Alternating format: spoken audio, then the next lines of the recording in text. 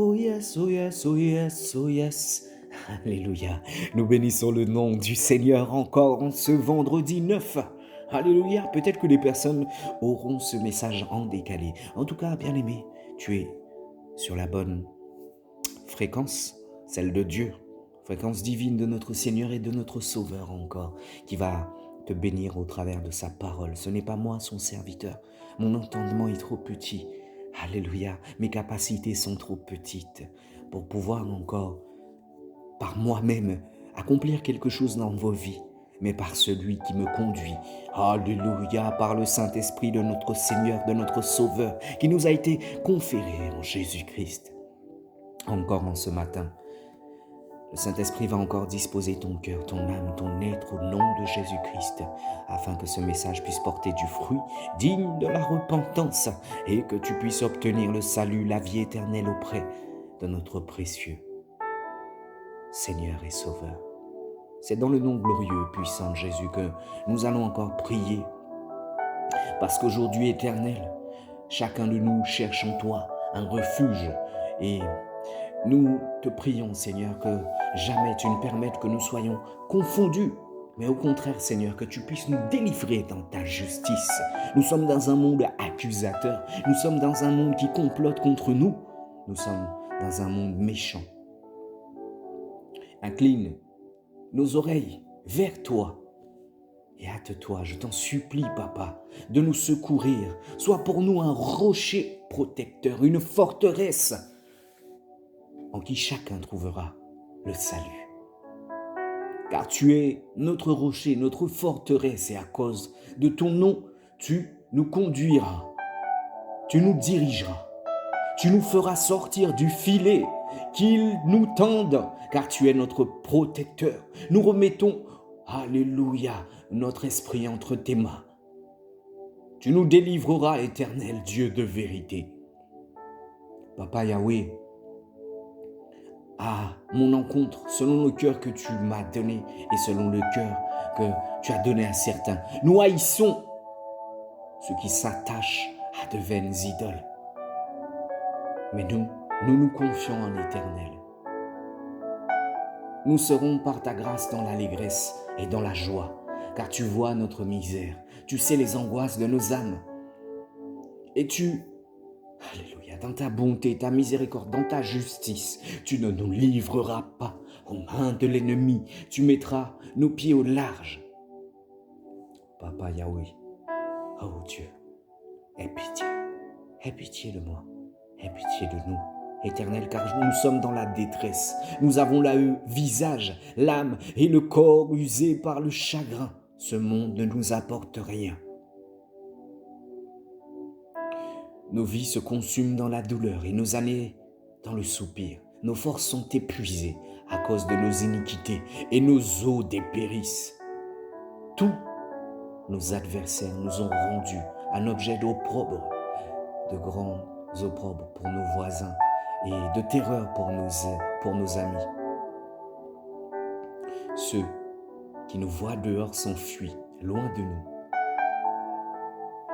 Nous sommes oubliés, des cœurs comme des morts. Nous sommes des vases brisés. Alléluia. Nous apprenons les mauvais propos de plusieurs, l'épouvante qui règne aux alentours de nos vies. Quand ils se concertent ensemble contre nous, ils complotent pour pouvoir nous ôter la vie. Mais en toi, Seigneur, nous nous confions, ô Éternel. Nous disons, tu es notre Dieu. Tu es mon Dieu. Nos destinées sont entre tes mains. Délivre-nous de nos ennemis et de nos persécuteurs. Fais luire ta face sur tes serviteurs. Sauve-nous par ta grâce, Éternel, que nous ne soyons point confondus, quand nous puissions t'invoquer. Que les méchants soient confondus, qu'ils descendent en silence au séjour des morts. Qu'ils deviennent muets, qu'elles deviennent muettes, les lèvres menteuses qui parlent avec audace contre le juste, avec arrogance et dédain. Oh combien est grande ta bonté que tu tiens en réserve pour ceux qui te craignent, que tu témoignes à ceux, que, qui cherchent en toi leur refuge à la vue des fils de l'homme. Tu les protèges sous l'abri de ta face contre ceux qui les persécutent. Tu les protèges dans ta tente contre les langues qui les attaquent. Béni soit l'Éternel, car il a signalé sa grâce envers moi, comme si, alléluia, j'avais été une ville forte. Nous disions dans nos précipitations que nous sommes chassés loin de tes regards, mais tu as entendu nos voix, nos supplications quand nous avons crié vers toi. Bien-aimés, aimez l'Éternel, vous qui avez de la piété. L'Éternel garde les fidèles et il punit sévèrement les orgueilleux. Fortifiez-vous et que votre cœur s'affermisse, vous tous qui espérez en l'Éternel. Alléluia. Nous commençons par sa toute grâce encore ce partage sur notre objectif à nous tous qui avons donné nos vies à notre Seigneur et Sauveur. Alléluia, Jésus-Christ, en qui nous parviendrons à atteindre l'éternité et le trône de gloire de notre Père. Aller au ciel, comment nous pouvons savoir que nous irons? Alléluia, auprès de Dieu, comment pouvons-nous savoir où nous passerons l'éternité? C'est ce que nous voulons voir. Esprit Saint de Dieu, conduis-nous encore à la bonne compréhension, fluidifie notre entendement et que par ta grâce encore cette parole soit reçue au nom de Jésus. Il ne faut point se voiler la face. Le jour où chacun de nous devra entrer dans l'éternité viendra peut-être plus tôt que nous le pensions.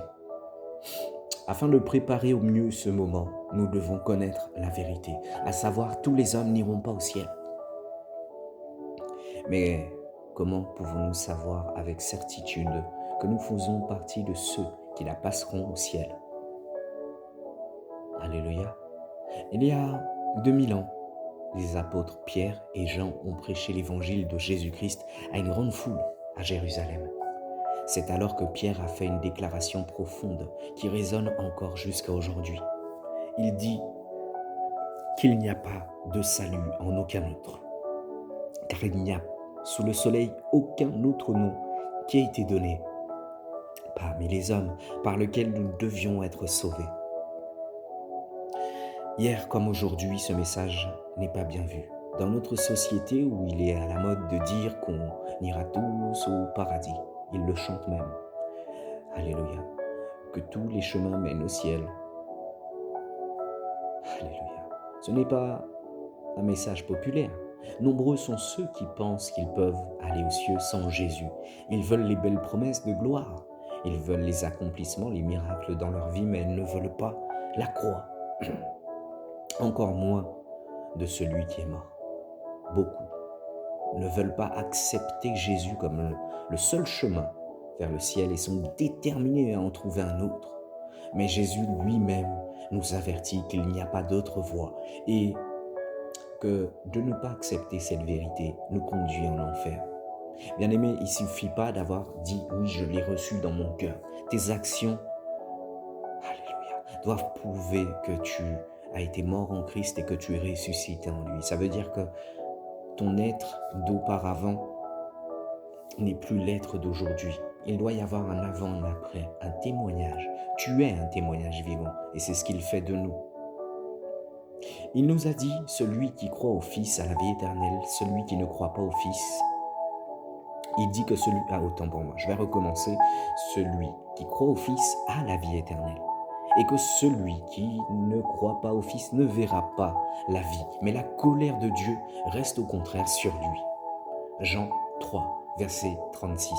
La foi en Christ est la clé du ciel dans tes comportements. Alléluia. Parce qu'en fait, ton caractère, tes comportements viennent attester la nouvelle naissance. Voici la seule preuve réelle d'un être appartenant à Christ, mort en lui, ressuscité en lui. Certains diront que Dieu aurait vraiment l'esprit étroit s'il n'avait pas préparé un chemin vers le ciel. Mais pour parler franchement, alors que l'humanité tout entière est en rébellion contre lui, un seul chemin vers le ciel, c'est déjà très généreux de sa part. À l'heure que nous parlons, nous méritons le jugement. Il nous a donné le moyen d'y échapper en envoyant son Fils unique mourir pour nos péchés, afin que nous puissions percevoir cela comme de l'étroitesse d'esprit ou non. Mais en tout cas, c'est la vérité et l'unique. La bonne nouvelle est que Jésus est mort et ressuscité. Ceux qui l'ont accepté par la foi iront au ciel. Beaucoup de gens aujourd'hui croient en un évangile édulcoré qui n'exige pas la repentance.